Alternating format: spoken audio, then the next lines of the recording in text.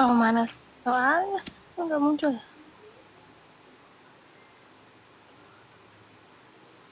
Soalnya belum muncul, Pak. Soal Dia nggak dengar, dia nggak pakai itu kuping-kuping. api ya iki. Dari tadi menunggu. Aku nunggu ini. Aduh, ya Allah Sabar. itu deg-degan. Sabar dulu. Sabar sih, rasa sabar mabuk. Nunggu teman-temannya belum masuk. Oh, gitu. Tinggal ngopi. Ya, Ya boleh Allah. sambil ngopi, sambil cari snack. Canda, suaranya canda. Ya Bu, pripun? Sabar. Nak mboten sabar nggih mabur.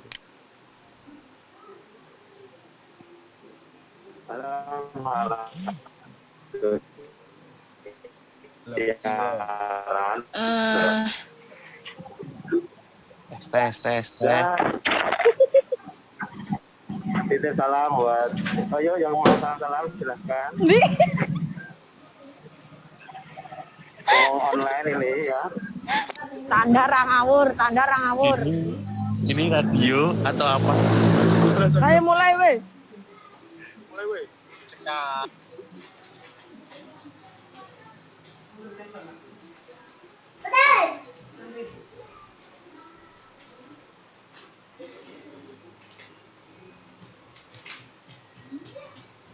Apa mau makan kan? Makan aja. Tidak ada sendok mau makan sama dia. Kita.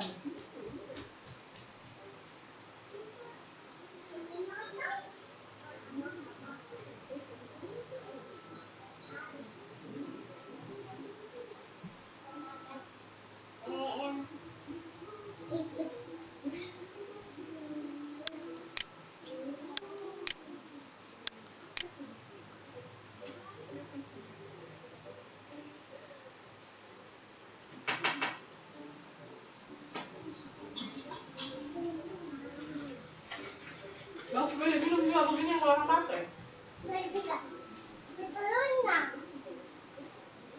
Makan ini ada sendok. Sendok, ini lupa. Tahu itu? Sama bang mana? Ini langsung mah.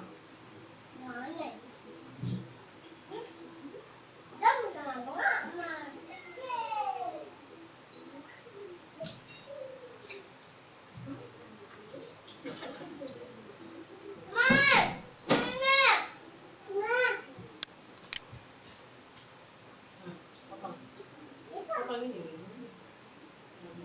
Ya, makan ini.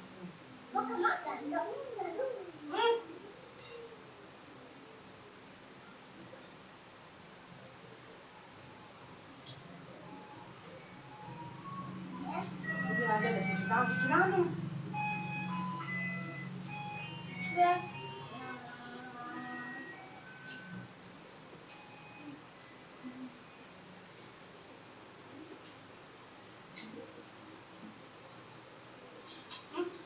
Iya, bilang.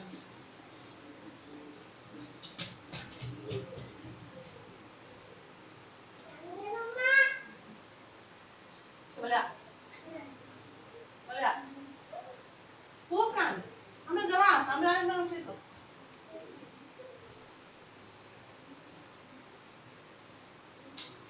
Anu orang besar itu? Iya, orang sakit.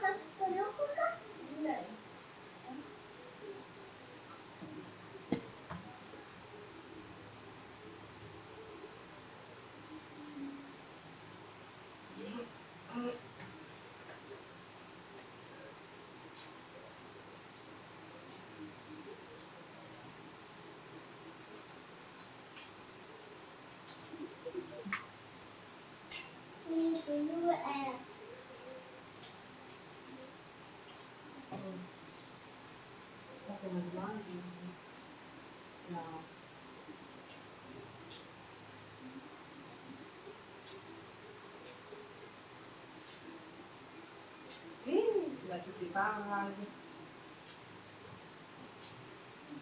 Jangan pegang-pegang kaki, Pak. Jangan pegang-pegang kaki. Nanti ada kaki. Bisa ada caciman. Jangan pasir. Saya mau tadi lihat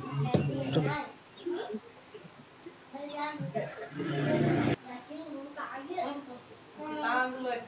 Saya kasih ke batu. Oh, kamu yang ngambil batu? Oh, di anu, udah bina pasir. Tahu?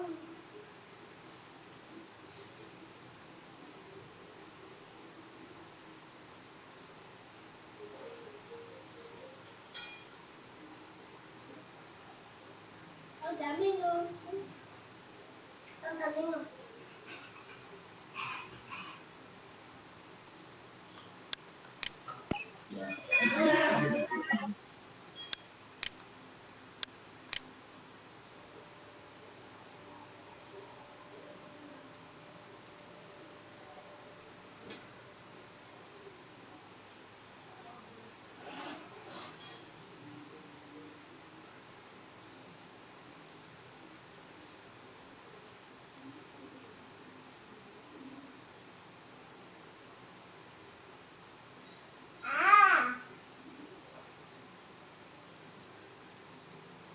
Benarlah.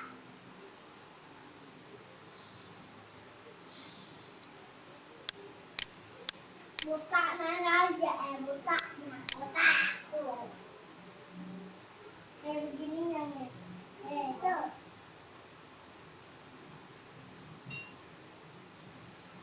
Siapa mau makan? Siapa mau makan? Siapa mau makan telinga ayam? Siapa makan? Bela aja. Siapa makan? Makan dia kok bentar ya kayaknya. Yang main-main, makan. Makan. Main-main begitu, habiskan. Habiskan.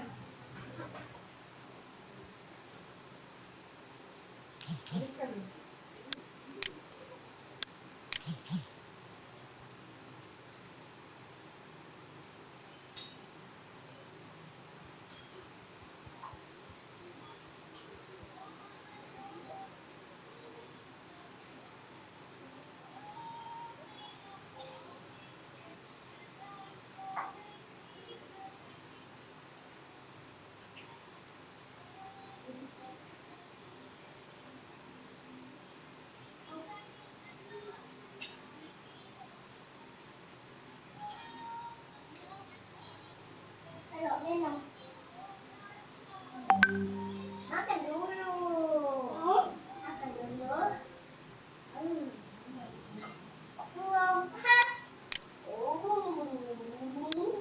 Kenapa begitu dah? Kenapa begitu?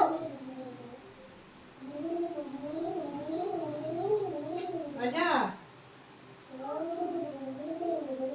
Ini mau burung nih.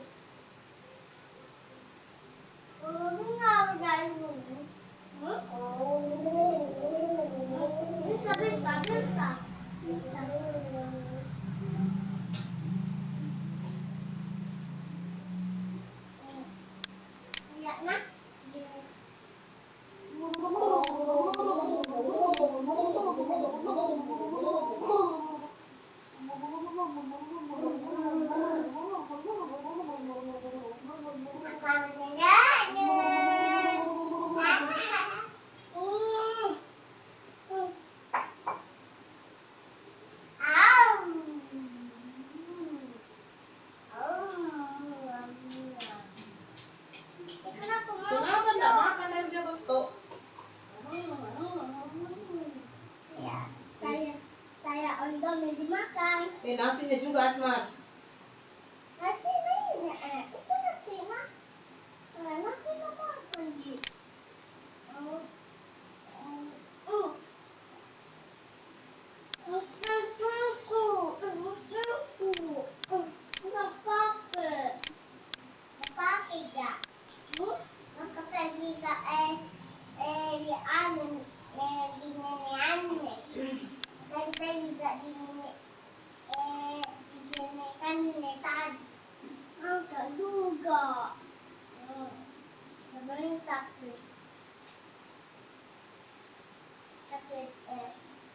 Saya tak ibu korang.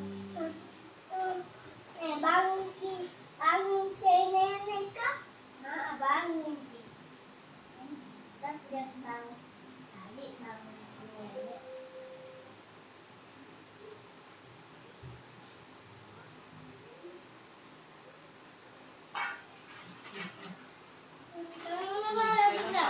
Ya.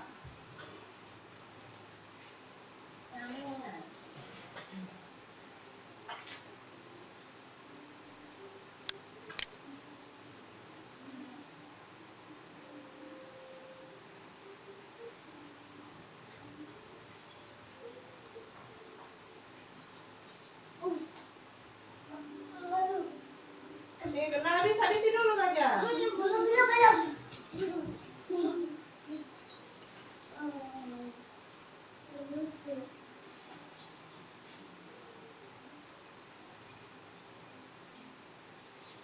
Dulu baik. Dulu baik dulu, masih habis baik itu.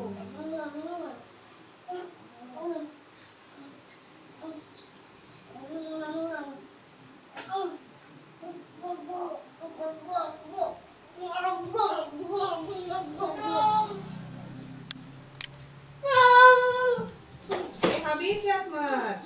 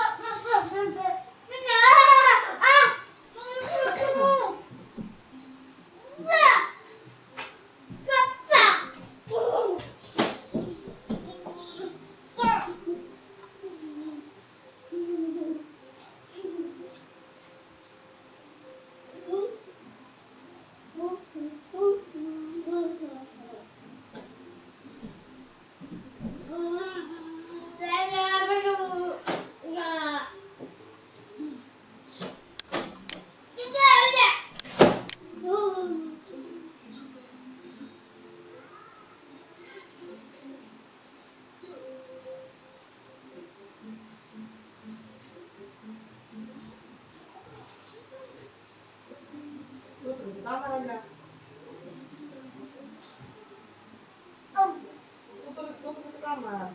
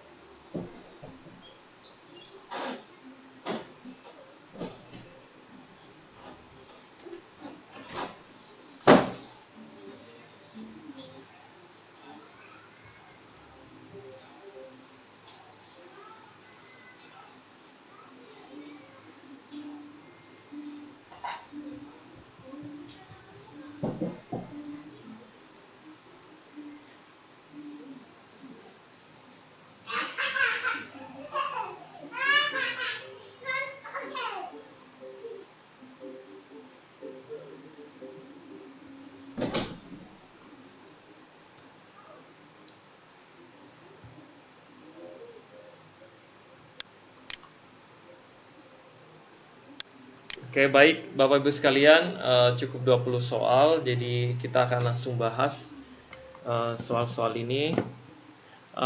Kita langsung membahas mulai dari soal pertama sampai soal terakhir ya. Sekarang di ruang meeting ada 70 orang, 71 dengan saya ya.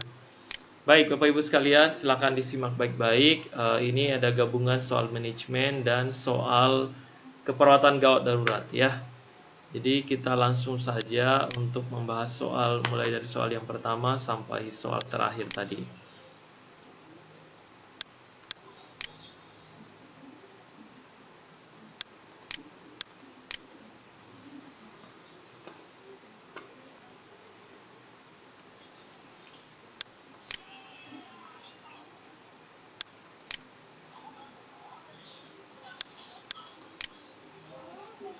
Oke baik, kita langsung saja ya Bapak Ibu, silakan sambil dicatat-catat yang penting dan hal-hal apa yang mungkin perlu kalian tanyakan bisa langsung ditanyakan ya. Baik, ini saya gabungkan Departemen Manajemen Keperawatan dan Keperawatan Gawat Darurat ya. Kita mulai dari soal yang pertama. Bapak Ibu sekalian silakan disimak, ini soal yang pertama tadi. Tolong aktifkan mic-nya bagi yang ingin membantu saya cari kira-kira data fokus dari kasus ini apa ya. Silakan diaktifkan mic-nya, data fokus dari kasus ini apa ya. Menentukan penanggung jawab kegiatan, Oke. harapan perawat terhadap dirinya. Menentukan penanggung jawab kegiatan dan apa harapan para perawat terhadap dirinya selaku kepala ruangan yang baru. Oke. Jadi menurut Bapak ini apa fungsi manajemen yang dilakukan? Apakah pengarahan, perencanaan, pengawasan? Perencanaan. Hah? Pengarahan apa perencanaan? Perencanaan. Oke. Baik, kita lihat ya kira-kira data fokusnya apa ya. Nah, betul sekali. Jadi pemahaman kalian itu harus terus lebih fokus. Jadi dengan latihan terus, membaca kasus, membaca soal-soal yang baik, tentu penajaman-penajaman penting terhadap data fokus itu akan semakin baik. Jadi kita akan semakin mudah nih scanning kira-kira kata ini penting, ini nggak penting, ini penting ya. Hal-hal itu yang saya harapkan terus meningkat dari waktu ke waktu sebelum kalian ujian nanti ya. Jadi di kasus ini adalah ruang interna yang baru saja melakukan pelantikan kepala ruangan yang baru. Nah, saat ini kepala ruangan ini kurang lebih melakukan silaturahmi atau bahkan sepatah kata pada saat melakukan kepemimpinannya. Tentu ada halal bihalal lah pertemuan awal. Nah, saat melakukan pertemuan awal ini, kemudian kegiatan dilakukan oleh perawat untuk meningkatkan kualitas pelayanan keperawatan dan kemudian menentukan penanggung jawab kegiatan. Kemudian apa harapan para perawat terhadap dirinya selaku kepala ruangan yang baru. Jadi diungkapkan semua pada pertemuan itu. Nah, dalam fungsi manajemen Bapak Ibu sekalian, kurang lebih ada 4 hal yang pasti akan ada ya. Kalian boleh sambil catat-catat. Yang pertama adalah planning atau perencanaan. Itu pasti akan ada di UKOM nanti ya. Jadi perencanaan. Di manajemen ini sebenarnya saya lupa menyampaikan tadi, berapa sih jumlah soalnya? Jumlah soal manajemen keperawatan itu jumlah soalnya 14-an soal lah, 12 sampai 14-an atau bahkan sampai 16-an. Jadi kurang lebih segitu jumlah soal manajemen keperawatan. Tapi sekali lagi, kalau kalian benar semua di sini, punya pengalaman di ruangan dan sebagainya, ini akan sangat penting untuk menunjang kelulusan kalian sehingga poin-poin atau pundi-pundi nilai benar kalian itu akan semakin bertambah. Makanya di soal manajemen keperawatan itu kalian bisa juga mendongkrak nilai kelulusan kalian menjadi lebih tinggi ya. Nah, yang kedua setelah perencanaan ada yang disebut dengan organizing atau pengorganisasian ya. Jadi di fungsi manajemen semua itu. Kemudian setelah organizing atau pengorganisasian ada juga yang disebut dengan actuating ya. Jadi pengarahan, actuating atau pengarahan. Dan berikutnya adalah controlling atau pengawasan. Pengendalian atau pengawasan. Nah, baik Bapak Ibu sekalian, biasa dikenal dengan POAC ya, POAC, POAC atau biasa juga dimodifikasi dengan POAC ya, atau planning, organizing, actuating, controlling, bahkan evaluasi yang terakhir. Jadi itu 4 atau 5 hal ini yang paling penting dalam fungsi-fungsi manajemen, dan itu akan ada soalnya. Ya, sekarang kita lihat di kasus nih, back to kasus. Nah, perawat ini menentukan penanggung jawab kegiatan, kemudian memberikan kesempatan kepada perawat untuk menentukan kira-kira Bapak Ibu sekalian apa harapan ini Bapak Ibu untuk perbaikan ke depan, untuk kemajuan ruangan ini. Kira-kira apa? Perawat ini mengungkapkan, saya ingin di ruangan ini disediakan ruangan meeting khusus. Saya ingin di ruangan ini ada ruang konferensinya, atau apalah yang diharapkan oleh para perawat di ruangan tersebut. Nah, itu masuk dalam fungsi apa? Apakah perencanaan, pengorganisasian, kemudian pengarahan, atau bahkan controlling, atau bahkan kalau dimodifikasi ke evaluasi. Apa kira-kira? Jadi, kalau ada suatu hal, misalnya menentukan penanggung jawab kegiatan yang baru, kemudian mengungkapkan apa harapannya, ini adalah mengarah pada planning atau perencanaan. Jadi harapan, keinginan, capaian yang ingin dilakukan itu masuk pada planning, ya. Goals-nya yang kita harapkan itu planning, itu masuk pada perencanaan. Makanya benar kalau kalian menjawab ini adalah perencanaan. Ya, beda lagi Bapak Ibu sekalian kalau pengorganisasian. Biasanya yang soal-soal masuk di uji kompetensi sambil kalian catat, yang kemarin itu adalah kepala ruangan telah merencanakan jadwal dinas, bukan merencanakan ditulisnya, supaya kalian tidak mudah menebaknya, ditulisnya perawat telah membagi jadwal shift untuk 6 bulan ke depan. Kepala ruangan telah membagi jadwal shift bersama ketua tim untuk jadwal selama 6 bulan ke depan. Nah, apakah fungsi manajemen yang diterapkan dalam kasus tersebut? Maka ini sama halnya adalah perencanaan juga, planning. Dalam hal ini planning merencanakan jadwal shift atau jadwal dinas. Makanya nggak ada istilah bahwa si A maunya dia mau dinas pagi terus, nggak bisa, ya.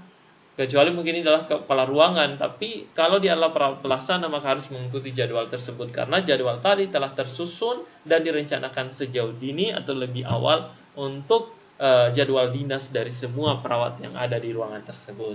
Makanya itu adalah perencanaan juga. Ada juga kasus yang arahnya adalah perawat, kepala ruangan telah membagi porsinya bahwa yang di ruangan ini adalah kita akan menggunakan model tim misalnya. Ada sekelompok perawat untuk bertanggung jawab pada ruangan A. Sekelompok perawat juga akan bertanggung jawab pada ruangan B. Jadi ada 2 tim A dan tim B. Ini kalau ditanyakan apa model asuhan keperawatannya, model yang diterapkan ini model atau metode tim. Tetapi kalau ditanyakan fungsi manajemen apa yang diterapkan, ini adalah fungsi pengorganisasian. Jadi fungsi pengorganisasian. Jadi mengorganisasikan tim ini. Ada yang kelompok kecil bertanggung jawab pada A, kelompok kecil yang satu bertanggung jawab pada kelompok yang B. Itu adalah pengorganisasian. Ada juga model pengorganisasian finance atau keuangan. Jadi setiap bahan habis pakai direncanakan akan habis sekian jumlah kebutuhan keuangannya. Itu juga adalah bagian dari pengorganisasian. Nah, kita masuk yang ketiga adalah pengarahan, actuating. Jadi di fungsi pengarahan, bagaimana kepala ruangan, bagaimana pimpinan, bagaimana ketua tim dalam menjadi suatu pemimpin dalam ruangan tersebut, memberikan pengarahan, arahan-arahan kepada setiap anggotanya, entah itu perawat pelaksana atau siapapun yang ada di ruangan tadi, untuk menjalankan roda organisasi menjadi lebih baik. Misalnya, ada perawat yang indisipliner, tiap hari datang telat, tiap hari selalu datangnya adalah jam 9. Dia sudah diberikan announce atau sudah diberikan warning, jangan seperti itu lagi.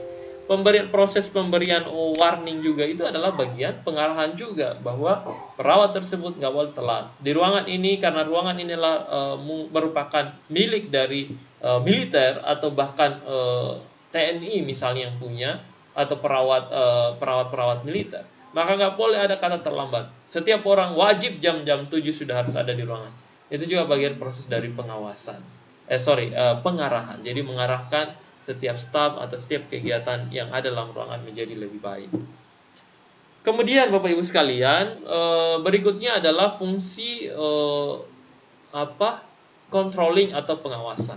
Jadi di fungsi pengawasan, kapan waktu ada dalam satu ruangan kemudian ditemukan suatu hal yang tidak sesuai dengan jalannya, misalnya ada ditemukan kurang lebih meningkat angka kejadian dekubitus di ruangan tersebut, meningkat angka kejadian infeksi nosokomial, maka perlu adanya fungsi pengawasan yang segera dilakukan oleh kepala ruangan untuk menekan angka tersebut supaya tidak meningkat lagi.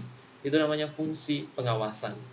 Jadi ada suatu kejadian yang tidak diinginkan dari yang sudah direncanakan di planning, tiba-tiba meningkat, maka perlu ditekan dengan fungsi pengawasan atau controlling. Terakhir adalah evaluasi. Evaluasi bisa evaluasi hasil dan seterusnya. Kurang lebih itu di fungsi manajemen, kurang lebih soalnya ada 2 soal yang perlu kalian ketahui. Dia bertanya seperti ini, apa fungsi manajemen yang diterapkan dalam ruangan tersebut. Ya, oke. Saya kira soal ini fix ya, kalian bisa jawab nanti dengan baik. Oke, sekarang kita berlanjut ke soal yang kedua, Bapak Ibu. Silakan bantu saya sambil saya cas laptop saya. Bantu saya aktifkan mic-nya. Siapa yang bisa membantu untuk menentukan kira-kira data fokus dari kasus ini apa ya? Data fokusnya ya. Aktifkan mic-nya Bapak Ibu. Kemudian kita jawab sama-sama lagi. Data fokusnya nurse A membagi tugas memasang infus, nurse B very good. Jadi soal terkait dengan model asuhan keperawatan itu Bapak Ibu kurang lebih ada 2 soal ya yang bisa masuk satu ya. Sekali lagi tolong dikuasai baik-baik apa yang perlu kalian persiapkan dan apa yang perlu kalian perhatikan ya. Nah, ada yang bisa membantu saya. Saya tadi yang bilang bahwa nurse A bertugas memasang infus. Kemudian nurse B bertugas merawat luka. Nurse C bertugas untuk persoalan personal hygiene. Nah, sekarang apakah model asuhan keperawatan yang diterapkan di ruangan tersebut? Apakah tim, kasus, primer, fungsional, atau modifikasi tim dengan primer? Ada yang bisa bantu saya? Kira-kira apa jawabannya? Fungsional.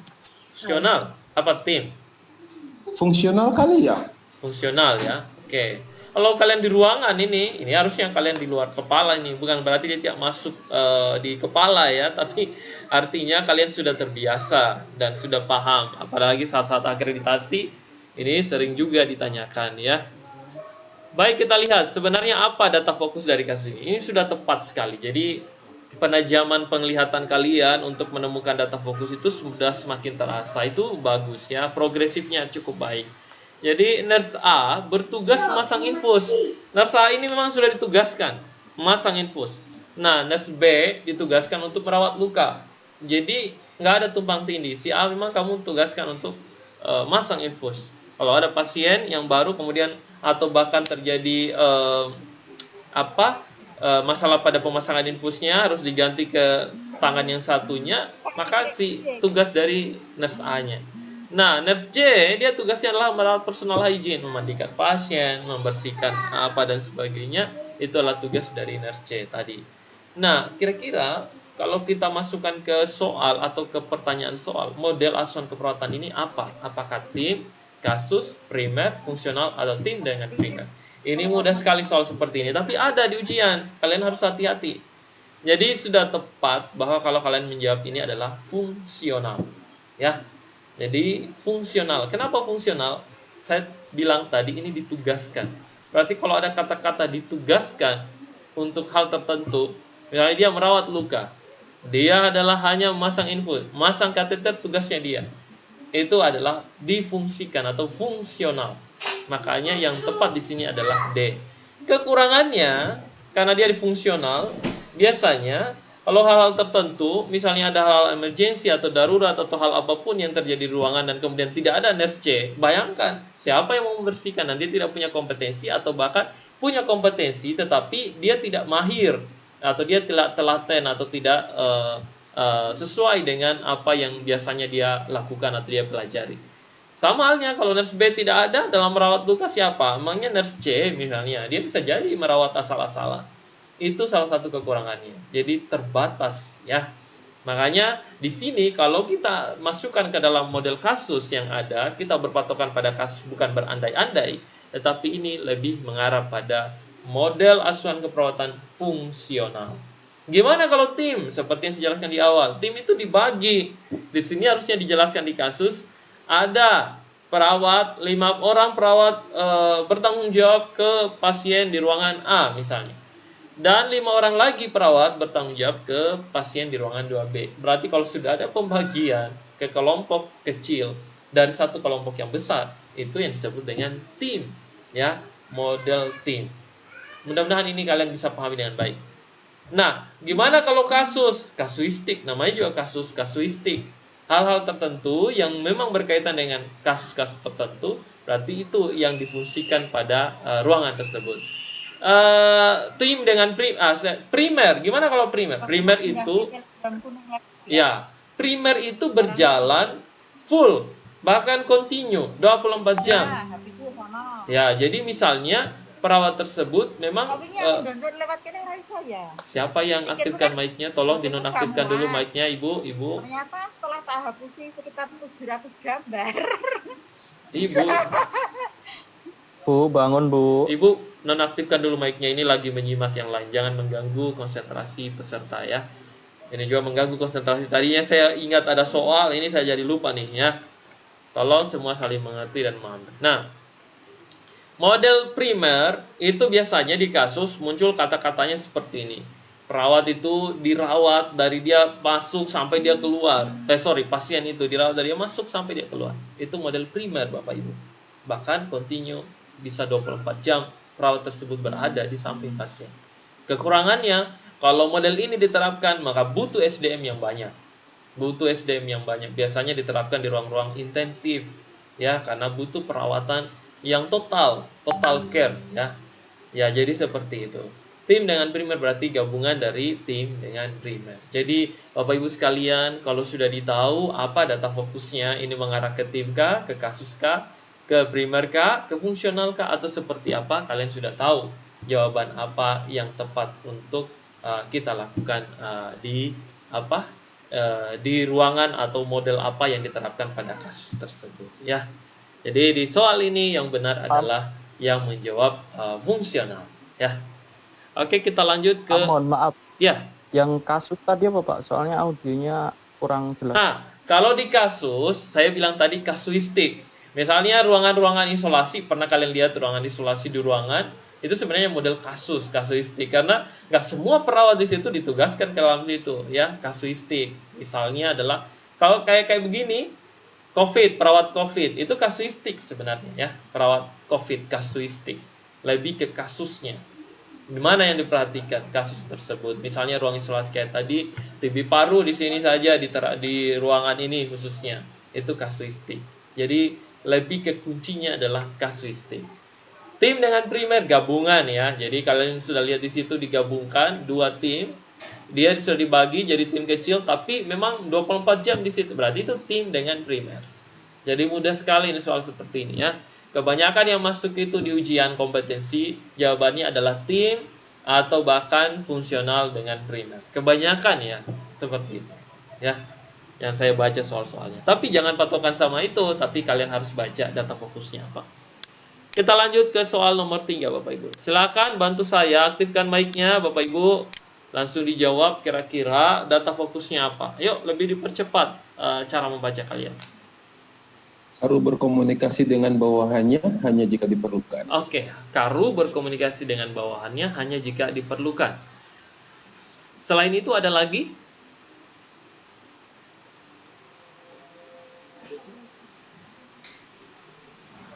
Tidak melakukan Kepala ruangan tersebut tidak melakukan pengawasan secara rutin. Ya, itu yang kunci juga ya. Kepala ruangan tidak melakukan pengawasan secara rutin. Jadi, kalau dia ada masalah, barulah saat itu dia berkomunikasi dengan anggotanya. Pokoknya kamu jalan saja, terus, nggak ada masalah di sini dengan saya. Kapan memang nanti ada pengawasan, tiba-tiba ada supervisi dari pimpinan, nah barulah saya datang, tolong panggil saya. Ini biasanya gaya kepemimpinan apa Bapak Ibu? Tidak jarang kita temukan juga di ruangan seperti ini ya, ada gaya kepemimpinan pemimpin yang acuh. Itu kira-kira gaya kepemimpinan apa Bapak Ibu? Laissez-faire. Gaya kepemimpinan ada satu soalnya ya. Mudah-mudahan bisa dua, kalian bisa jawab dengan baik ya. Jadi tolong diperhatikan semuanya. Jadi kalau gaya kepemimpinan laissez-faire, memang dia istilahnya acuh ya. Apa ya? Boleh dikatakan dia akan datang itu pada saat ada masalah yang penting dan urgent. Terkadang kalau masalah, kalau rate-nya atau grade-nya rendah atau bahkan tidak terlalu urgent, dia abaikan aja. Misalnya ada perawat yang tidak disiplin di ruangan tersebut, datang telat setiap jam 9, kalau dan dia sudah tahu bahwa ini perawatan, ya udah dia biarkan aja. Padahal ini kan mengganggu jalannya roda organisasi dari ruangan tersebut. Tentu ini akan menghambat. Kamu yang kamu temani bekerja dengan orang yang lain, itu akan merasa risih dan merasa terganggu. Kenapa? Karena pekerjaan dia tidak sesuai dengan yang diharapkan oleh orang atau partner kerjanya. Ini akan sangat mengganggu. Tentu ini bermula dari gaya kepemimpinan seseorang yang tidak sesuai. Nah, pertanyaannya, di gaya kepemimpinan itu Bapak Ibu sekalian, tidak selamanya gaya kepemimpinan itu, ingat baik-baik menurut pakar, bahwa tidak ada satupun gaya kepemimpinan itu yang dianggap paling baik. Ingat itu baik-baik. Gak ada satu gaya kepemimpinan pun yang dianggap itu paling baik.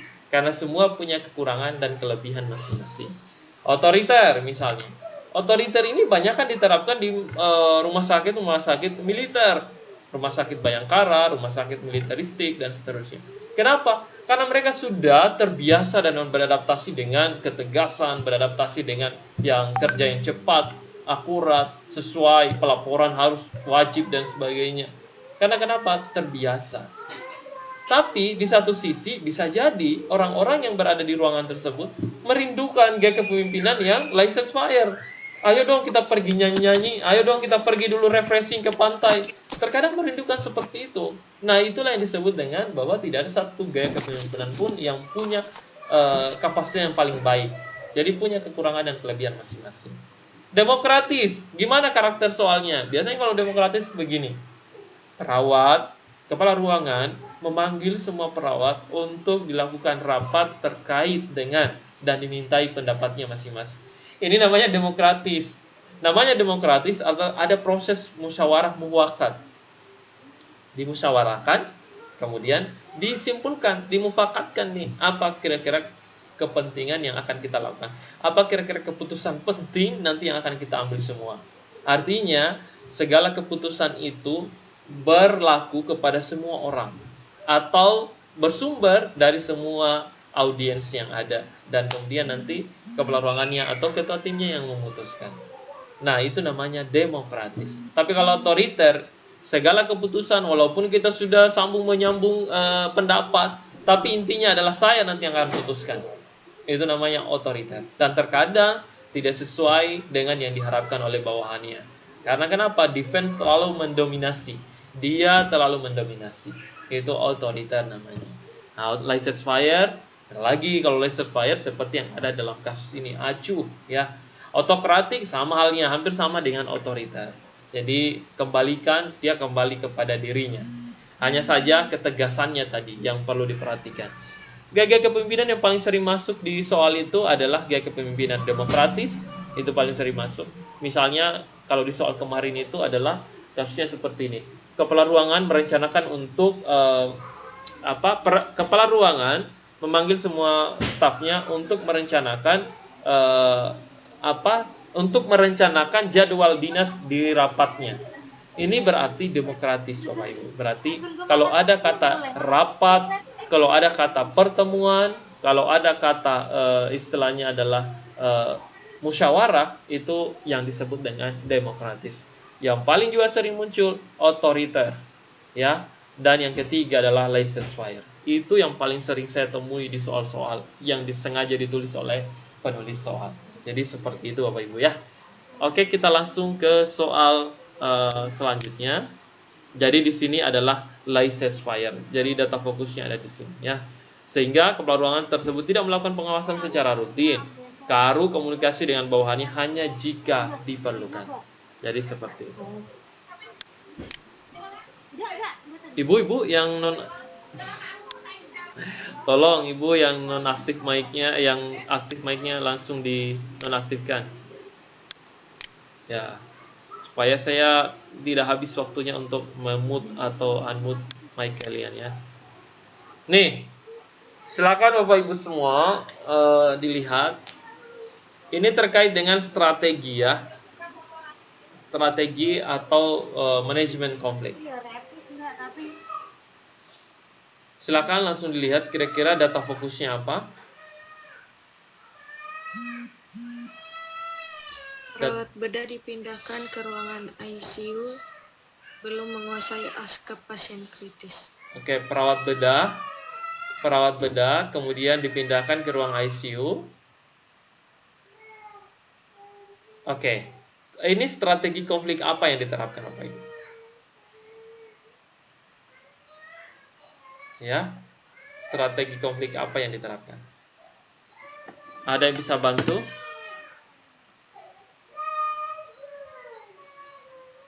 Kompromi. Controlling? Nggak ada kata controlling. Kompromi. Oke. Oke, boleh kompromi. Ada lagi? Kolaborasi. Kolaborasi ya. Ada lagi? Akomodasi. Akomodasi. Ada lagi?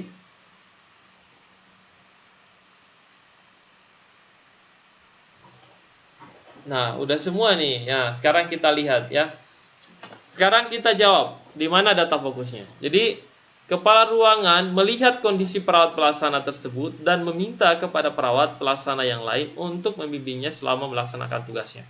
Persoalannya di sini adalah ada perawat pelaksana yang sebelumnya dia bekerja di ruangan perawatan bedah dipindahkan ke ruangan ICU, dan kemudian setelah di ruangan ICU dia merasa bahwa dia tidak menguasai pasien-pasien kritis. Nah, kondisi inilah yang disebut dengan keadaan bahwa dia tidak adaptif terhadap ruangan yang baru. Kadangkala banyak sekali kasus-kasus di rumah sakit di mana ada perawat baru, kemudian dia di rolling, dipindahkan ke ruangan yang lain, dia merasa tidak percaya diri. Ya, ini banyak yang seperti itu.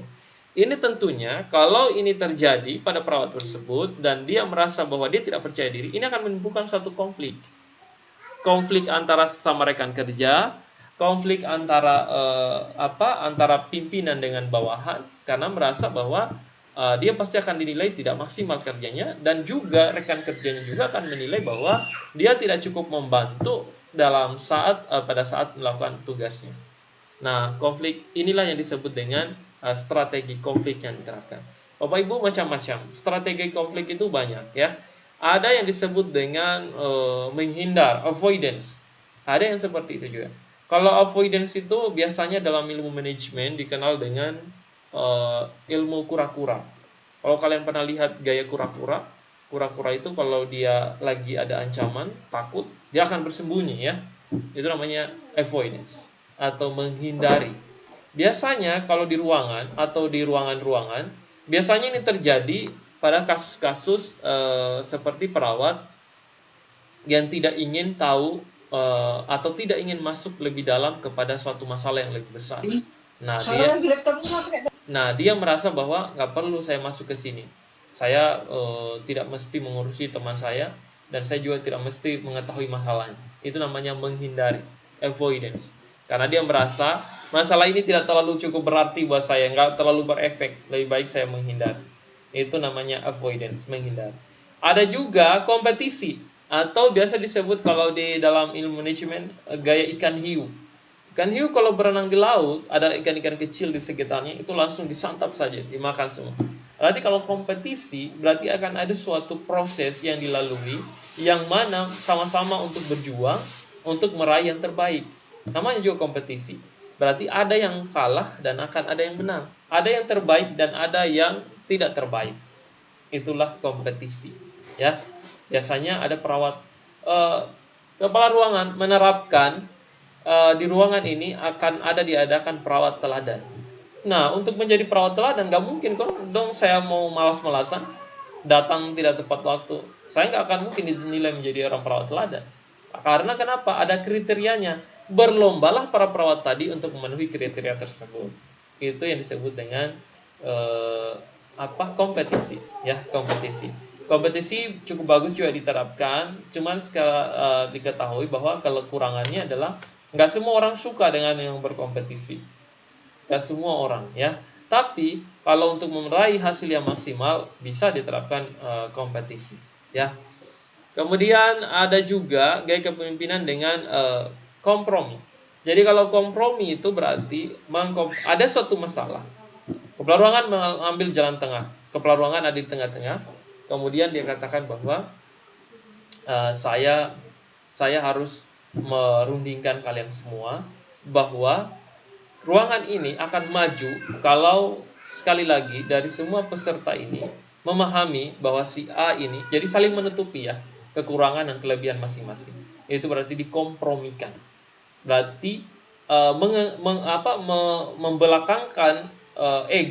membelakangkan ego, tetapi untuk melihat goals yang kita ingin capai. Itu kompromi.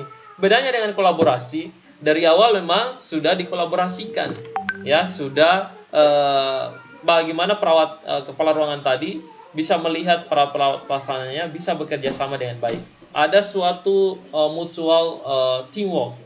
Jadi tim tadi bekerja secara bersama-sama untuk meraih tujuan yang ada. Seperti itu.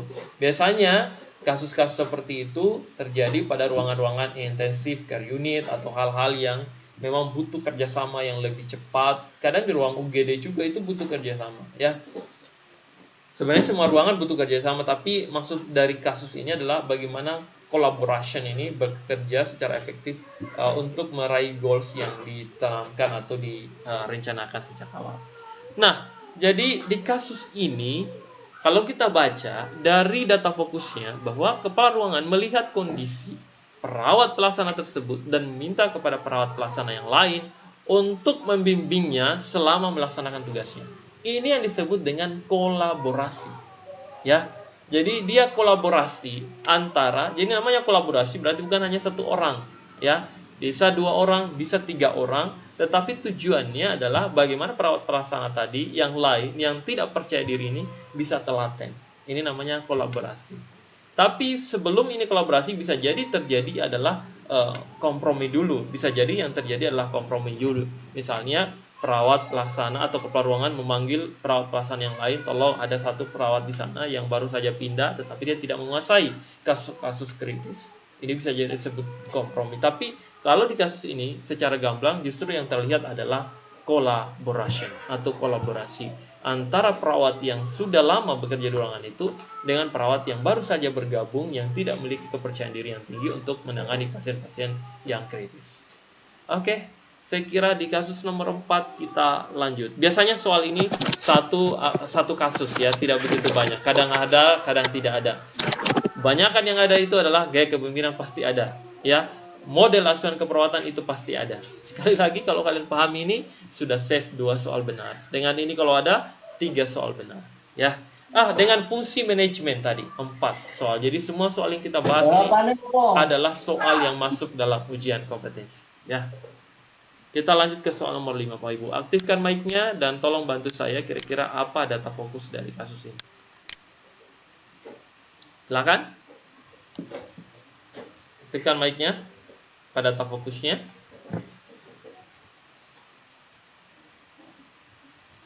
Ayo, jangan terlalu lama ya, tapi cepat. Hasil evaluasi ditemukan adanya tanda diabetes pada salah satu pasien akibat gravasi. Oke, hasil evaluasi ditemukan. Kalau seandainya saya ganti Bapak Ibu pertanyaannya, bukan apa tindakan, tapi saya ganti kira-kira fungsi manajemen apa yang diterapkan pada kasus. Kira-kira fungsi apa? Evaluasi. Nah, fungsi evaluasi atau fungsi controlling bisa masuk dua-duanya. Tapi lebih tepat di sini adalah fungsi evaluasinya. Jadi POAC itu di E-nya yang lebih tepat, antara C dengan E-nya, ya. Oke, sekarang fokus back to pertanyaan bahwa apakah tindakan yang harus dilakukan oleh ketua tim. Kira-kira apa yang harus dilakukan di sini? Ya, Supervisi. supervisi. Yakin? Post conference. Hah? Post conference? Ronde. Ronde. Udah semua nih. Jadi kita lihat ya. Biasanya pasien-pasien dekubitus itu nggak mungkin kan dirawatannya sehari. Nggak mungkin ya. Biasanya butuh perawatan yang lama. Pasien-pasien dekubitus biasanya pasien-pasien yang lama baring atau tidak baring atau lama lama dan tidak diarahkan, misalnya miring kanan atau miring kiri, atau bahkan pengalasannya yang tidak baik sehingga pasien tadi mudah hangat atau panas bagian belakangnya, ini menyebabkan pasien bisa menjadi dekubitus. Kalau sudah terjadi dekubitus, maka tentu ini menambah beban, menambah kasus, menambah pekerjaan yang baru. Dari yang tadinya dia hanya masuk karena DM, tiba-tiba karena dia baring lama dan tidak dianjurkan oleh perawat, misalnya miring kiri, miring kanan, atau bahkan untuk bisa bergoyang sedikit atau bangun semipoler dan sebagainya, intinya menghindari dekubitus, akhirnya terjadi dekubitus. Itu pekerjaan yang baru buat perawat. Nah, kondisi ini kalau kita lihat data fokusnya, coba kita lihat data fokusnya. Nah, tanda dekubitus pada salah satu pasien akibat tidak baring ya selama menjalani rawat inap. Nah, apa tindakan yang harus dilakukan oleh perawat? Kalau sudah ada kasus seperti ini Bapak Ibu, nggak boleh kita kompromi lagi. Harus segera dilakukan ronde keperawatan. Ini jawabannya adalah ronde keperawatan. Kalau seandainya pertanyaannya adalah misalnya perawat kemudian kepala ruangan menegur perawat ya, menegur atau bahkan menilai kinerja dari perawat yang ada di ruangan tersebut, perawat pelaksana, kenapa sampai terjadi dekubitus, itu disebut supervision. Tapi kalau misalnya ada kejadian seperti ini, sudah mulai muncul tanda gejala dekubitus, kemudian tindakan perawat yang harus dilakukan atau kepala ruangan atau ketua tim yang harus dilakukan, maka perlu lakukan ronde keperawatan agar bisa segera ada penyembuhan dari pasien ini dari penyakit awalnya, bukan dekubitusnya saja yang kita mau lihat, supaya pasien bisa pulang atau bahkan tidak terjadi tanda dan gejala atau gangguan yang lain. Jadi ini bisa dilakukan ronde keperawatannya.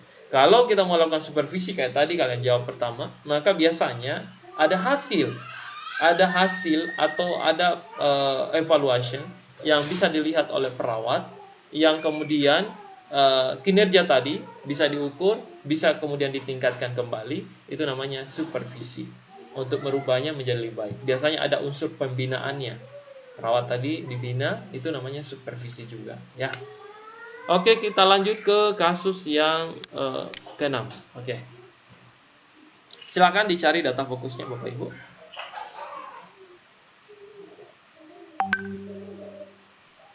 Oke, langsung saja dijawab. Apa data fokusnya? Belum berangkat, ketua tim akan mendelegasikan tugasnya kepada perawat lain. Oke.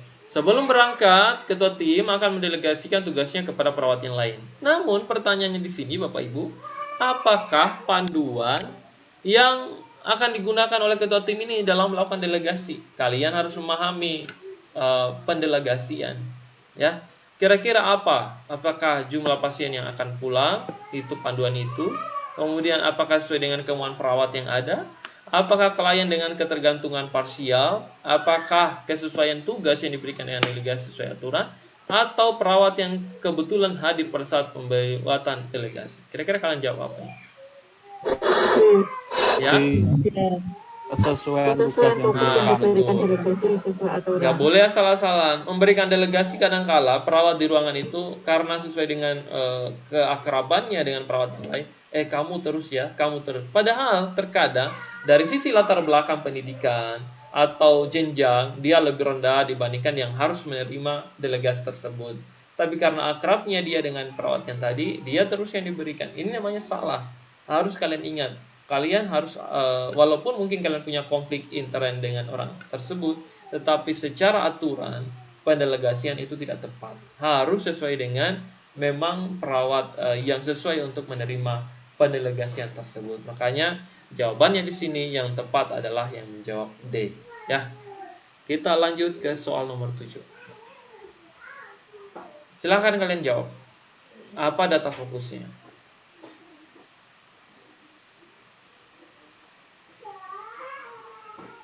Ada yang bisa bantu, tolong langsung aktifkan mic-nya.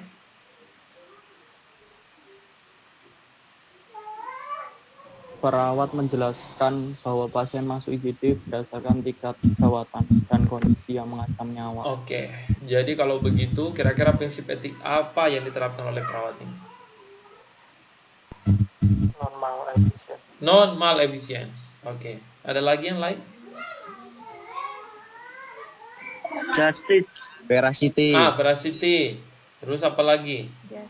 Ini pasti karena kalian belum, ini pasti kalian menjawab begini asal-asal, pasti karena belum baca buku pandanya. Di situ nanti kalau kalian sudah baca, tolong di situ ada di halaman berapa saya lupa, tapi banyak contoh kasus terkait dengan prinsip etik. Jadi setiap kasus kalian sudah sangat mudah untuk menangkap apa data fokusnya. Coba kita lihat. Menunggu selama 30 menit, ada dia pasien ini sudah menunggu nih, makanya wajar kalau dia komplain.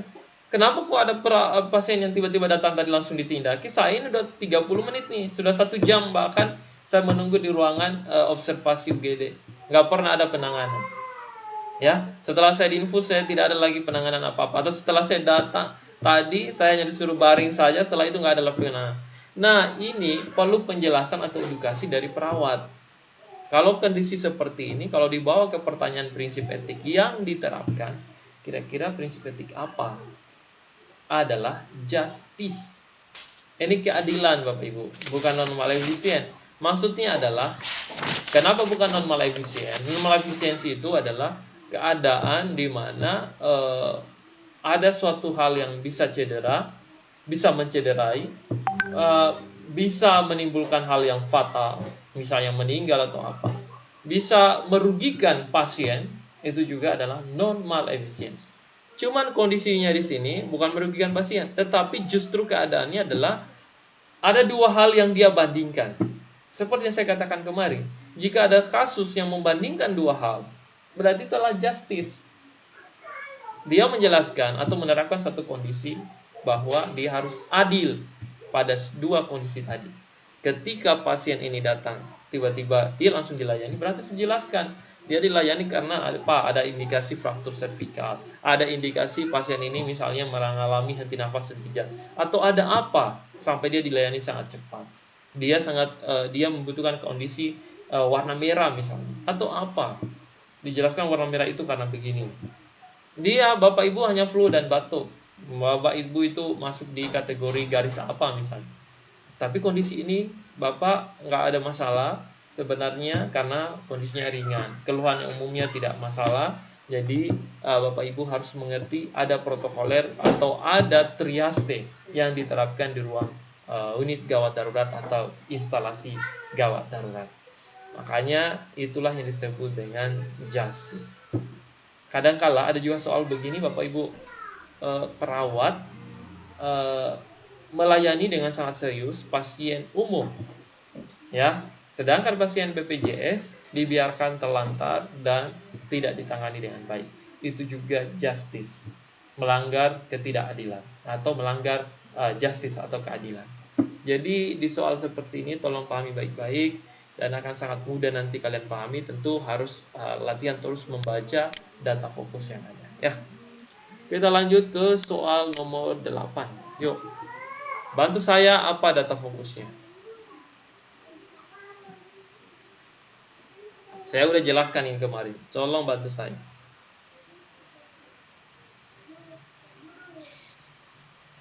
Perawat akan melakukan RCP namun keluarga menolak tindakan.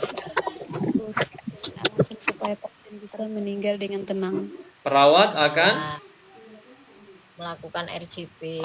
Perawat akan melakukan RCP. Kemudian keluarga menolak. Mungkin bisa jadi dia menolak seperti ini karena dia tahu bahwa pasien ini tidak lama lagi kan. Kadangkala ada keluarga pasien mungkin yang lebih paham, tidak lebih paham sih, cuman dia tahu kondisi pasien ini sepertinya sudah istilahnya stadium akhir atau bahkan boleh dikatakan. Usah dicoret Bapak Ibu ya. Tolong dihapus tuh, nanti akan mengganggu. Hapus ya. Nah, oke. Jadi iya, hapus. Nah, dihapus Bapak Ibu. Saya udah tahu nih, saya lihat kok. Nih, dihapus ya. Ya, erase, hapus ya, dihapus saja. Nah, hapus jejakmu. Ya, oke. Jadi, saya ulangi, Bapak Ibu, karena pertanyaan ini dilema etik, ya, dilema etik. Kalau dilema etik berarti ada dua nilai yang selalu disandingkan oleh penulis soal. Intinya akan ada dua nilai. Biasanya pertanyaan apakah dilema etik pasti akan dua nilai. Entah autonom dengan beneficence, autonom dengan veracity, atau veracity dengan non-maleficence. Intinya ada dua hal. Tipsnya atau triknya supaya kalian menjawabnya dengan cepat, simak ini baik-baik. Langsung pastikan satu nilai, ya. Pastikan satu nilai yang ada dalam kasus itu. Itu dulu satu nilai itu. Kalau saya bertanya begitu, kira-kira nilai apa yang pasti ada di sini? Halo Bapak Ibu, nggak usah dicoret.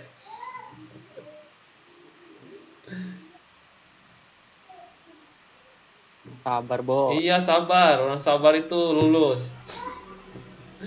Nah, pastikan satu nilai yang kemungkinan pasti ada dalam kasus. Kira-kira nilai apa Bapak Ibu? Voice-nya yang diaktifkan. Nggak usah jarinya. Autonomi dan beneficence. Satu aja dulu. Autonom. Autonomi. Autonomi dan beneficence. Oke, saya minta satu nilai yang kalian pastikan. Ini triknya aja.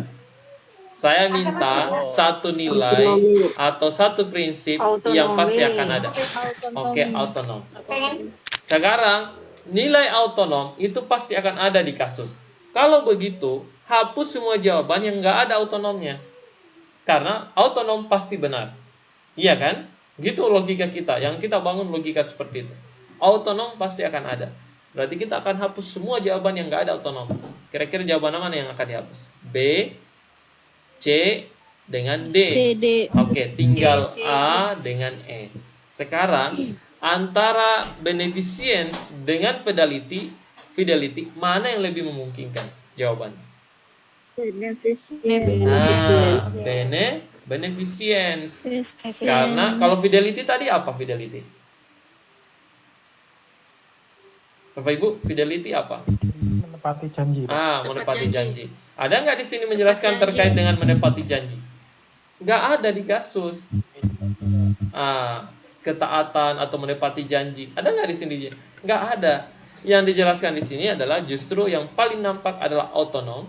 Kenapa? Autonom di sini adalah memberikan penolakan terhadap suatu tindakan yang seharusnya sudah dijelaskan oleh perawat bahwa ini adalah secara protokoler atau SOP wajib dilakukan resusitasi jantung paru, tapi dihentikan oleh keluarga pasien dan pasien karena menganggap biarkan dia meninggal dalam keadaan yang tenang.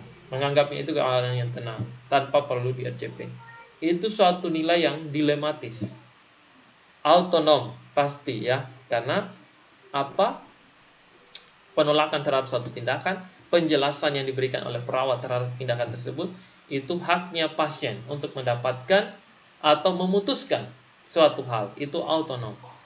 Nilai beneficence-nya adalah satu sisi, di sini dia menilai secara kebaikan, kita harus tetap melakukan resusitasi jantung paru untuk mengatakan bahwa pasien ini tetap tertolong. Dalam hal ini, memperpanjang usia dari pasien. Tapi keadaannya justru berbalik. Yang dimaui oleh para keluarga dan anggotanya adalah sebaiknya dibiarkan saja supaya dia meninggal dalam keadaan tenang. Ini dua sisi nilai autonom dengan beneficence yang tentu ada dalam kasus tersebut. Jadi sekali lagi, di kasus seperti ini kalau dia dilema etik berarti ada dua nilai. Tapi triknya pastikan satu nilai supaya menghemat waktu kalian. Yang kedua, membuat nilai benar kalian itu semakin bisa besar. Kalau kita memilih di antara 5, lebih bagus kita milih di antara 2 daripada 5 ya. Kalau memang hanya satu autonom di sini jawabannya dan nggak ada lagi yang sama dengan autonom, berarti sudah pasti jawabannya autonom dan langkahi soal tersebut ya. Oke, kita lanjut ke soal nomor 9. Silakan langsung dijawab. Bantu saya.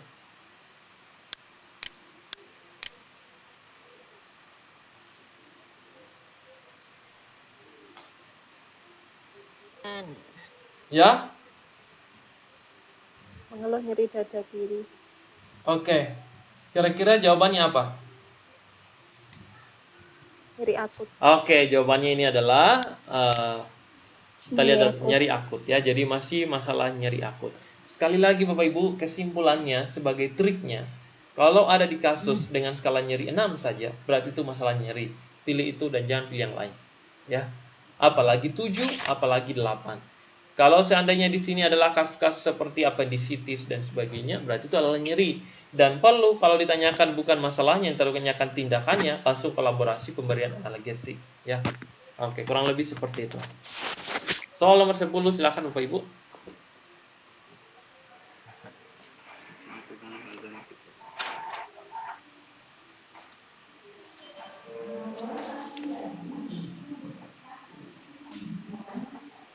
Data fokus setelah 5 siklus dilakukan evaluasi dan sudah teraba dan euthanasia karotis. Oke.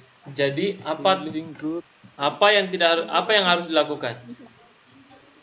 Sudah memastikan ketat. Lanjutkan ventilasi tiap 6 detik. Ya? Position. Gimana sih ini? B. Pemeriksaan pernafasan. Ya, SOP-nya adalah setelah kita lakukan nadi karotis teraba, maka lakukan pemeriksaan pernafasan. Kan gitu SOP-nya, iya kan? Nah, jadi setelah 5 siklus dilakukan evaluasi dan sudah teraba di teori karotis. Jadi kalau sudah seperti itu, yang perlu kita lakukan adalah melakukan pemeriksaan pernafasan. Ya. Oke, saya kira ini adalah SOP dalam melakukan resusitasi jantung paru. Itu juga kalian harus ketahui. Nah, di soal ini silakan dijawab lebih cepat. 70 tetes per menit. Nah, sudah diajar kemarin kan 70 tetes per menit. Jadi 2.500 per dengan 500 dikali kali 7 kali oke. Kali 24 per 12. Kadangkala pertanyaannya Bapak Ibu, kalau terjadi pada pasien anak, kira-kira gimana rumusnya? Kemarin kan rumusnya jumlah cairan yang akan diberikan per 500 bagi 500 kan? Kali 7, ini kalian simak ya. Kali 24 per 12 atau 24 atau waktu yang akan dihabiskan.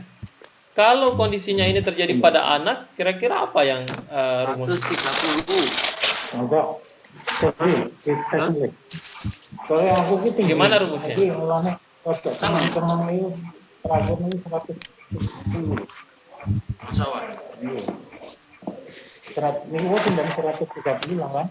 Ya, gimana caranya? Sedikit ingat, banyak lupa. Ya.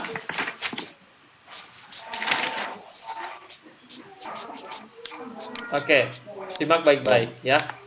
Jadi caranya adalah kalau dia pasiennya anak, maka rumusnya berbeda ya. Jumlah cairan yang akan diberikan dibagi 500 ya. Jadi dibagi 500, kemudian dikali 21. Jadi dia pengalinya 21 bukan 7. Ya, dikali 24 per waktu yang akan dihabiskan. Jadi seperti itu. Bedanya kalau di anak itu 21 kali 21 karena kelipatan. Kalau di kelipatan 3 ya. Kalau di dewasa itu kali 7. Itu saja bedanya ya. Jadi kalau kalian lihat seperti itu kasusnya di anak, langsung jawab seperti itu. Kalau kasusnya terjadi di dewasa, jawabannya seperti tadi, bahwa dikali 7. Oke. Kita lanjut ke soal selanjutnya. Silakan Bapak Ibu langsung dijawab soal nomor 12.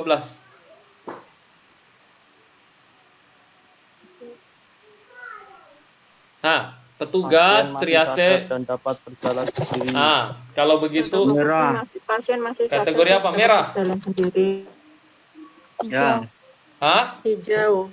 Hijau apa kuning? Hijau ya, jangan nggak usah ragu. Jadi ini statusnya adalah pasien, kuncinya dari sini, pasien masih sadar dan dapat berjalan sendiri. Jadi kondisi ini berarti dia warna hijau. Berarti kalau dia warna hijau, triasenya kategori hijau, berarti pasiennya itu bisa berjalan sendiri, masih bisa bergerak, aktif dan seterusnya. tapi tetap butuh penanganan. Jadi seperti itu ya. Soal seperti ini Bapak Ibu ada satu soal. Ya, jadi ingat itu baik-baik. Kategori triase berdasarkan warna. Ya. Jadi ingat itu ya. Kita lanjut ke soal selanjutnya. Nomor 13.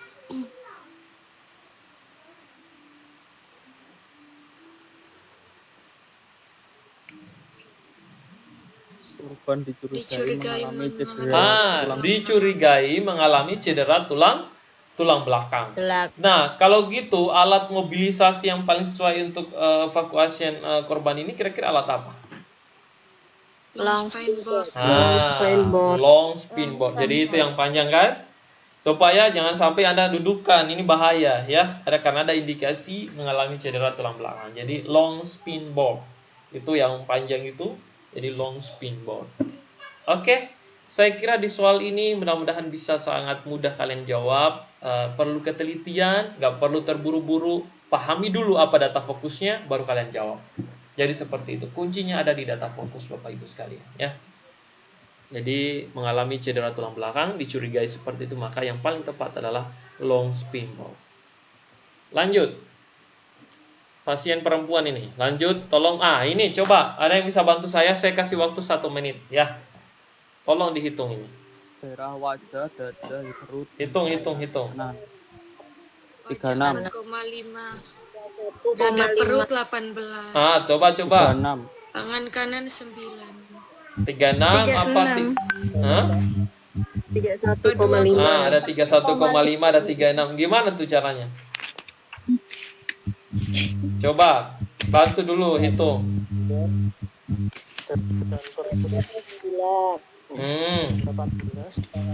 Hitung dulu, hitung semua menghitung.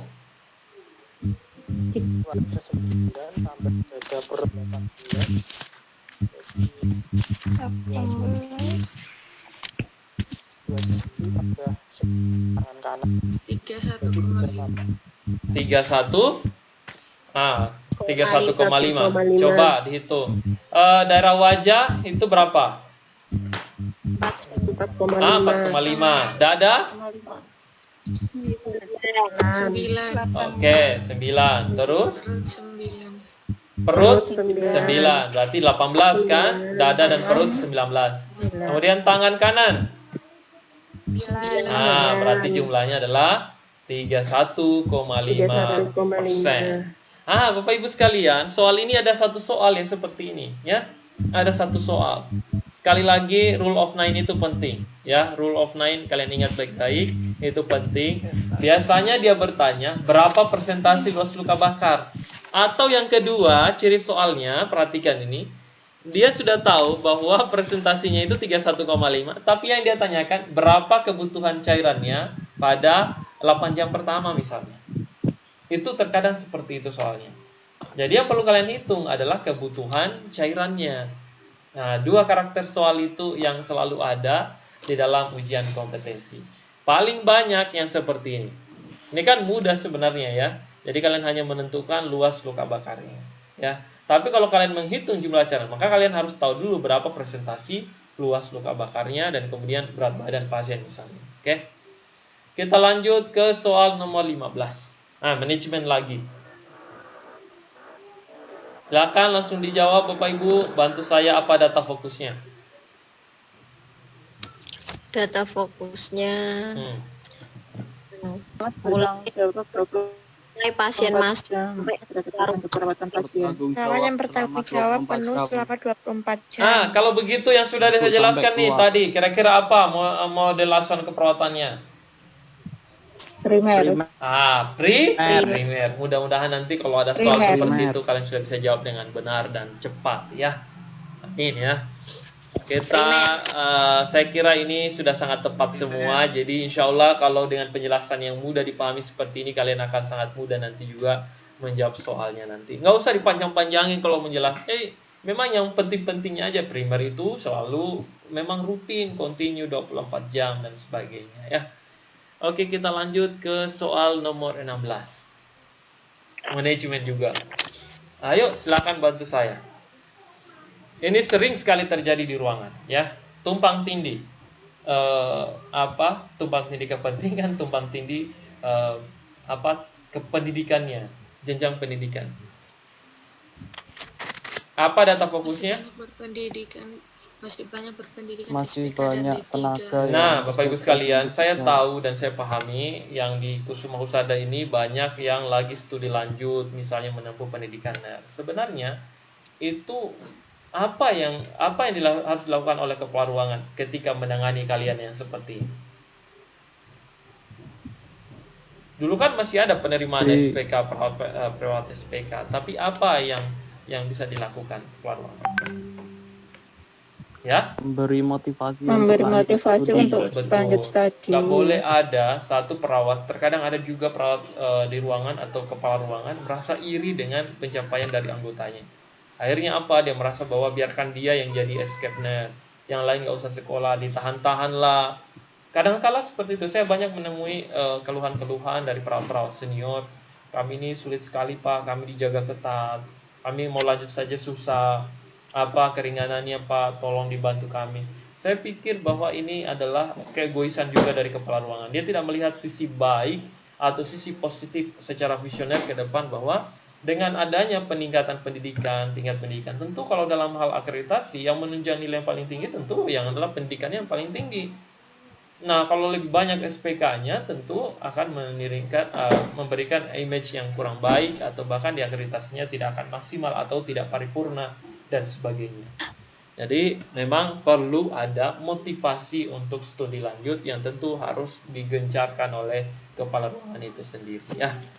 Oke, kita lanjut ke soal nomor 17. Ayo, lebih cepat Bapak Ibu, temukan data fokusnya apa?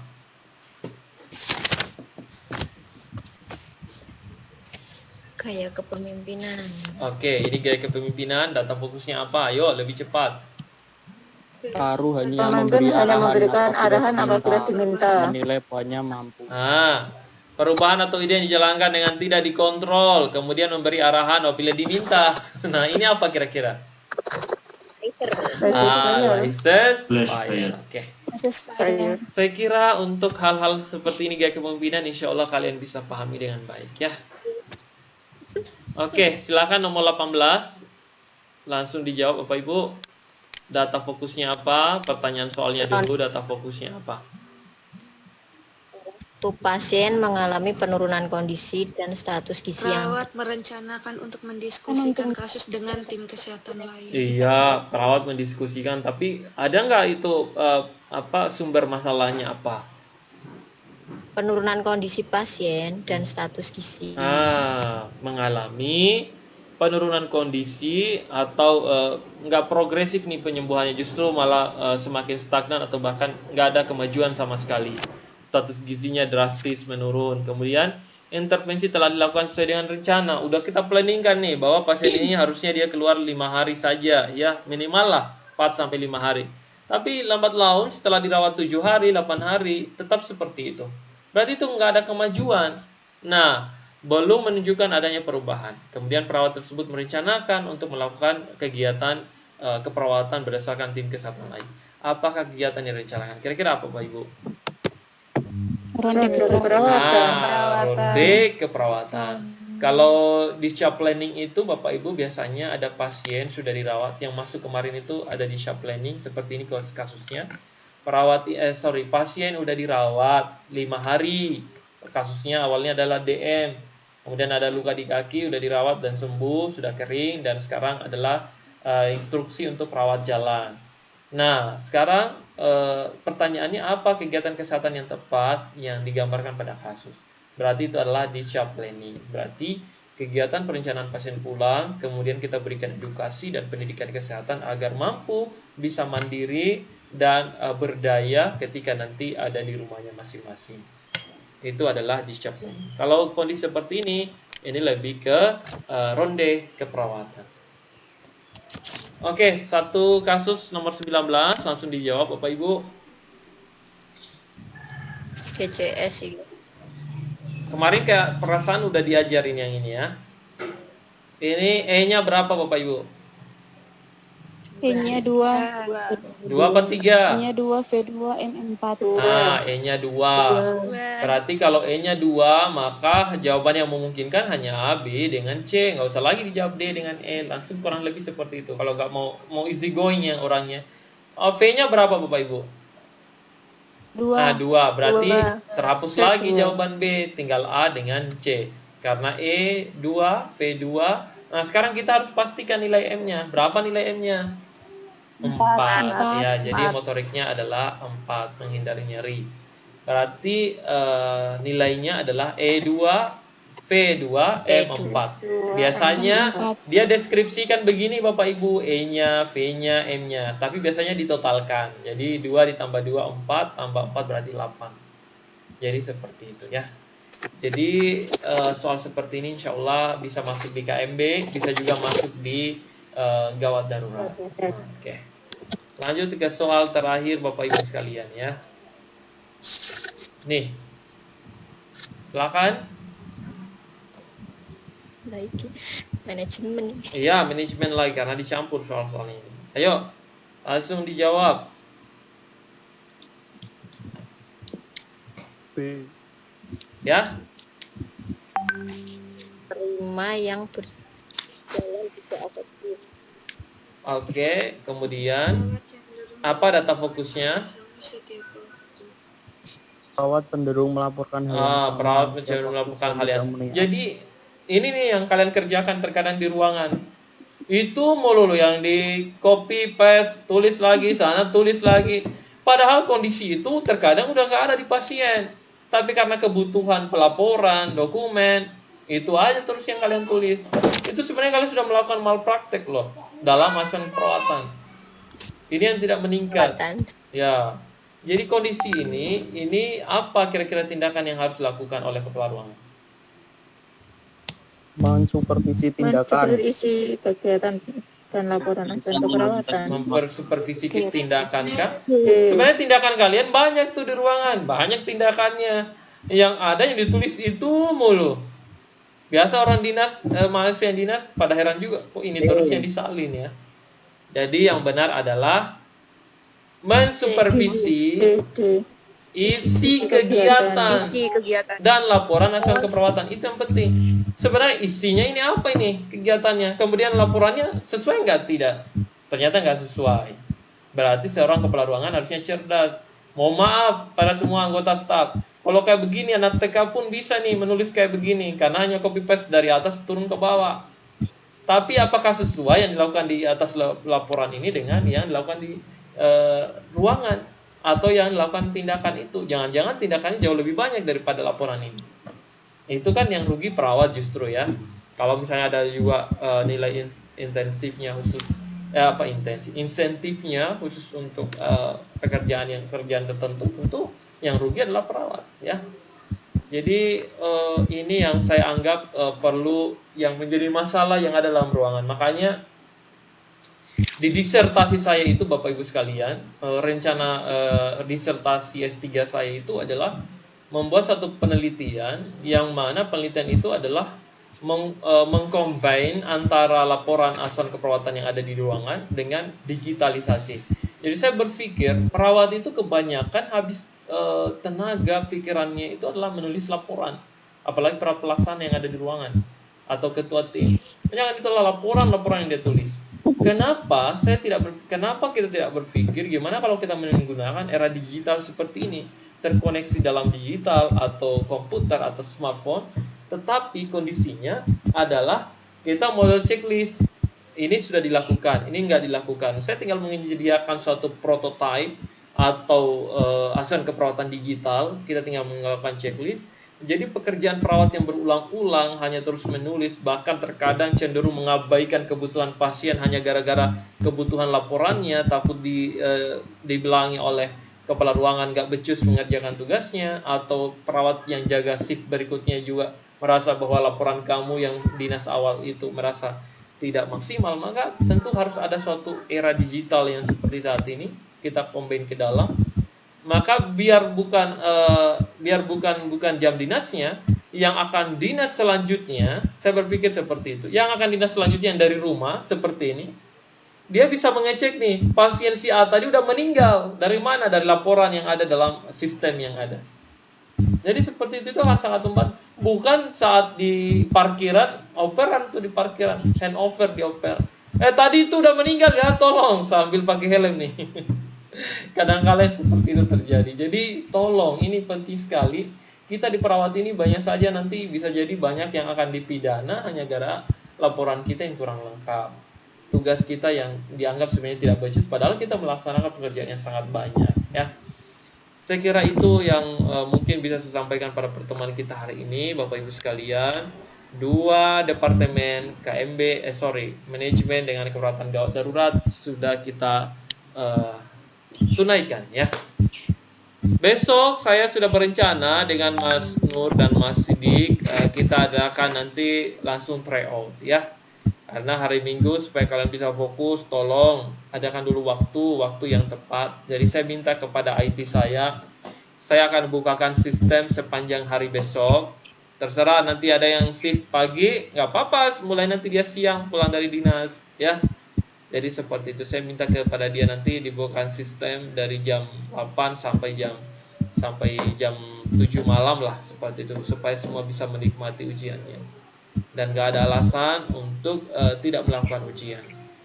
Oke, ada pertanyaan Bapak Ibu sekalian sejauh ini? Besok selonggarnya ya Pak? Ya, untuk login. Betul. Kita akan usahakan gimana supaya Bapak Ibu semua bisa menikmati ujian tadi. Jadi kita tidak mematok harus jam sekian, jam 8. Kadang-kala kan ada yang gak sempat jam 8, ya gak apa-apa. Nanti bisa dia dimulai jam 10 kah, atau jam 11, jam 12, atau sudah sholat zuhur, atau apa, silakan. Intinya, Bapak Ibu sekalian harus menikmati ujiannya. Harus tidak tertekan, atau bahkan dalam keadaan yang rileks. Tolong, semaksimalnya lah diusahakan, supaya kalau bisa, jangan berdasarkan patokan, referensi. Pokoknya usahakanlah, adalah memang hasil jeripayanya dulu untuk berlatih, dengan sungguh-sungguh berdasarkan tryout itu, ya. Jadi saya sangat berharap seperti itu, dinikmati tryoutnya, tapi bukan dinikmati dihayati begitu saja. Tapi ingat, kalau kalian sudah masuk dan lanjut atau mulai ujian, maka otomatis waktunya udah mulai berjalan. Jadi kalau memang kalian sudah memutuskan saya mau ujian jam 10, berarti jam 10 tadi prepare waktunya, dikosongkan betul-betul waktunya untuk ujian. Oke, jadi Bapak Ibu sekalian, sesuai dengan informasi terbaru tadi, saya bilang bahwa yang memang punya hambatan untuk UKOM kali ini bisa diberikan kelonggaran untuk membatalkan ujiannya. Ya, itu ada keringanan sampai hari Senin. Tapi kalau sudah siap, kita siap tempur, kita sudah belajar sungguh-sungguh, sudah kita baca nanti buku, kita sudah latihan tryout, insya Allah tidak ada halangan untuk kita tidak lulus, untuk kita tidak kompeten. Insya Allah wajib kompeten semuanya dengan segala usaha yang sudah kita lakukan. Dan saya berdoa semoga semuanya lulus 100%, ya. Amin ya robbal alamin. Amin. Oke, ada pertanyaan lagi? Kalau sudah nggak ada pertanyaan, kita akhiri pertemuan kita hari ini. Saya langsung berikan kesempatan kepada Mas Nur untuk menutup acara kita. Baik. Untuk teman-teman mungkin ada yang mau ditanyakan ke Pak Brajakson, mungkin berkaitan tentang UKOM atau yang lain sebagainya. Tadi sudah disinggung sedikit ya Pak. Ya. Ini ada yang komentar Pak. Oke. Bagaimana kalau daring katanya Pak? Apa? Kenapa? Bagaimana kalau UKOM-nya daring katanya Pak? Nah, sebenarnya gini, saya ini kita buka aja rahasia ya. Ini rahasia di antara kita aja. Supaya saya hanya mau share saja pengalaman saya selama berada di perdunia silatan UKOM. Jadi, Bapak Ibu sekalian, yang perlu kalian ketahui, saya kebetulan pengurus AIPNI juga dari salah satu regional. Bidang UKOM juga ya, tapi saya nggak perlu sebut di regional mana. Tapi sekali lagi, saya itu orang yang sangat mendukung ujian itu kalau bisa di model ujian CPNS itu yang langsung keluar hasilnya. Nggak usah ada orang menunggu lama-lama, mau nunggu 1 bulan, bahkan sampai karatan seperti itu. Akhirnya apa? Bisa muncul kecurigaan kan? Kenapa sampai selama ini? Sistem sekarang ini, kami saja yang di Ruki itu, Kami bahkan beli 2 sistem CBT, 2 sistem. Yang CBT yang kalian gunakan kemarin sistem yang lama.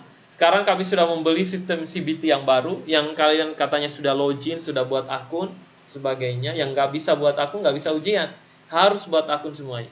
Itu juga kami jor-joran untuk membiayai, mungkin nggak usah disebut berapa biayanya, tapi maksud saya dengan biaya kalian misalnya 300.000, kalau dikali 22.000 orang yang ujian itu berapa memang jumlah biayanya? Itu banyak Bapak Ibu. Saya bukan pejabat, saya bukan siapa-siapa, tapi saya punya hak juga untuk berbicara.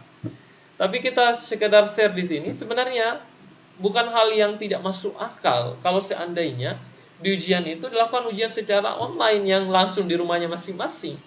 Bukan masuk akal, bukan hal yang sulit, sebenarnya bisa terjadi. Tapi saya mendengar, kemarin saya ikut rapat juga, rapat online itu daring. Katanya yang dihindarkan adalah ketidakadilan dalam pelaksanaannya. Jangan sampai seperti ini.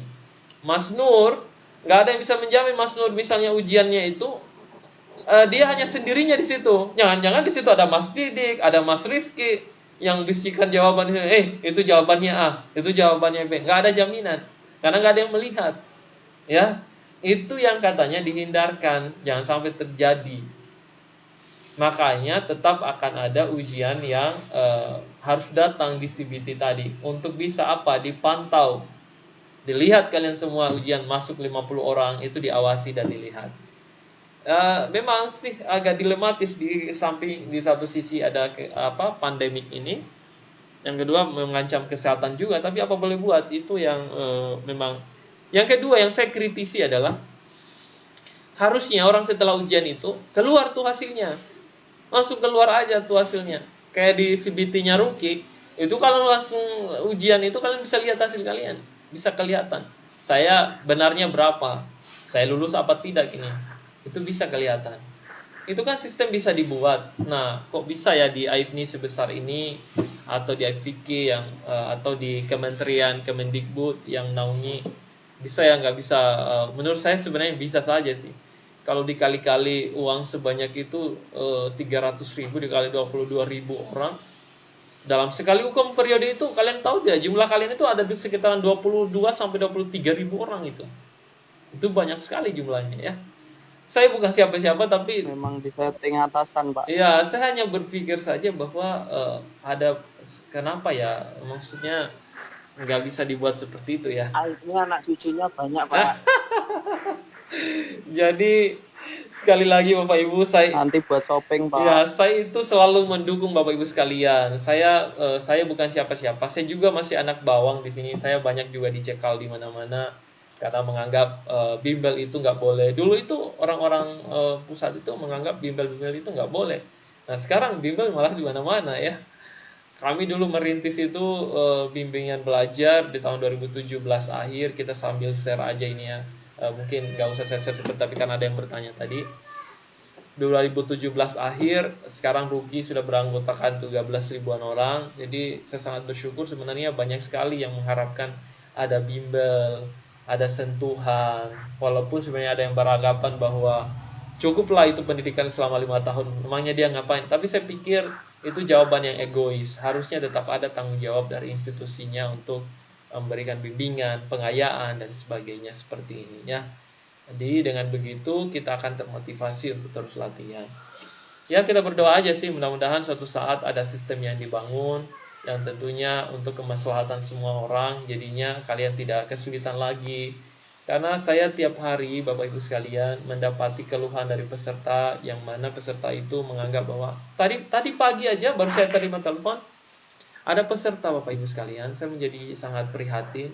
Ada peserta yang akan menyeberang pulau dan bisa dibayangkan dia pulau terpencil dan harus naik kapal kecil, dan kalian bisa bayangkan ombaknya katanya itu bisa sampai 5 sampai 10 meter. Jadi dan dia harus menyeberang pulau ke tempat lokasi ujian yang akan dia lakukan. Dan kapalnya menurut ibu yang menelepon tadi, ibu dari peserta tadi, ibunya ya. Dia bilang bahwa kapalnya di sini yang bisa turun ke lokasi ujian itu hanya sekali seminggu. Dan ujiannya misalnya ditentukan bulan Juli tanggal berapa misalnya. Itu menjadi suatu dilematis, keadaan yang sangat prihatin buat peserta tadi. Dan dia sudah ujian 4 kali, bayangkan saja. Ada satu juga kondisi di mana ada peserta yang pernah menelpon saya, orang tuanya, Bapak Haji dari Papua, di mana anaknya itu dua-duanya adalah perawat. Dua-duanya adalah perawat. Pertama masuk itu kakaknya, kemudian adiknya lagi masuk menjadi perawat. Dua-duanya belum lulus ujian kompetensi. Bayangkan saja Bapak Ibu, dia anak yang pertama tadi didapat tuh sama anak yang keduanya. Berarti berapa kali tuh dia tidak lulus UKOM? Udah banyak kali. Jadi dia sambil mungkin di sana saya nggak lihat, mungkin bisa jadi dia menangis di sana karena saya baca suaranya tertegun pelan-pelan, suaranya pelan-pelan. Jadi saya pikir dia merasa sedih juga. Ada juga peserta dari Maluku, pedalaman Maluku. Dia harus menghabiskan biaya 10-15 juta dalam sekali UKOM. Untungnya dia PNS. Biaya UKOM-nya itu bukan untuk 15 juta, itu bukan untuk bayar UKOM-nya. Ya sekali bayar itu 300 ribuan kan, bukan. Tetapi proses dia, dulu kan sebelum pandemi ya dia mengaku seperti itu 10-15 jutaan. Nggak tahu kalau dalam keadaan pandemi seperti ini.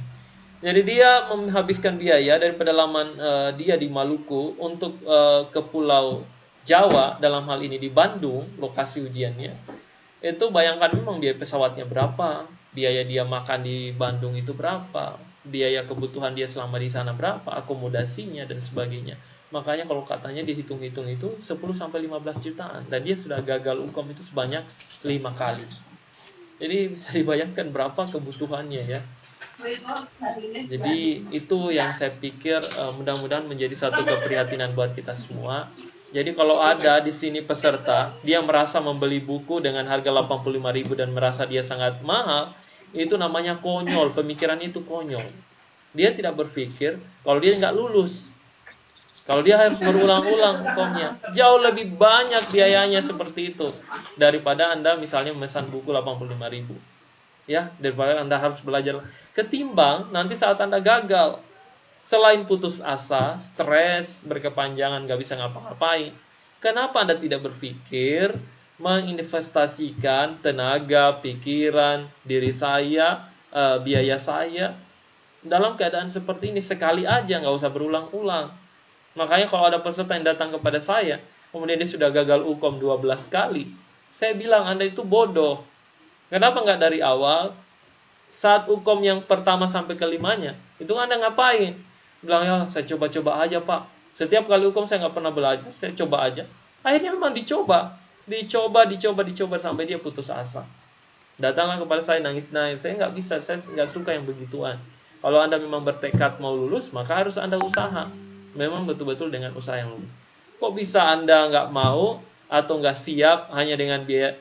Kalian nggak tahu itu biaya kuota kalian menggunakan untuk Zoom, untuk paket itu bahkan lebih dari 100.000. 85.000 untuk kalian miliki selamanya, ada yang protes. Nah, ini pikirannya ketinggalan, konyol menurut saya. Padahal pelitnya ini nggak sesuai, pelit-pelit begini, nggak baik ya. Karena orang-orang seperti ini saya pikir dia justru akan terus diuji oleh Tuhannya dengan kesempitan dan seterusnya.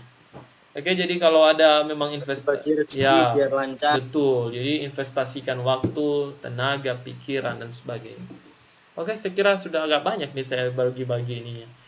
Jadi seperti itu. Iya, karena kalau kalian habiskan waktu untuk paketnya itu bisa sampai seminggu aja udah habis. Tapi kalau untuk buku 100.000 itu kan untuk selamanya untuk kalian. Ya, jadi pikiran kalian juga harus dikedepankan seperti itu. Oke, saya kira itu. Ada lagi pertanyaan, Mas Nur? Akun, Pak. Ya?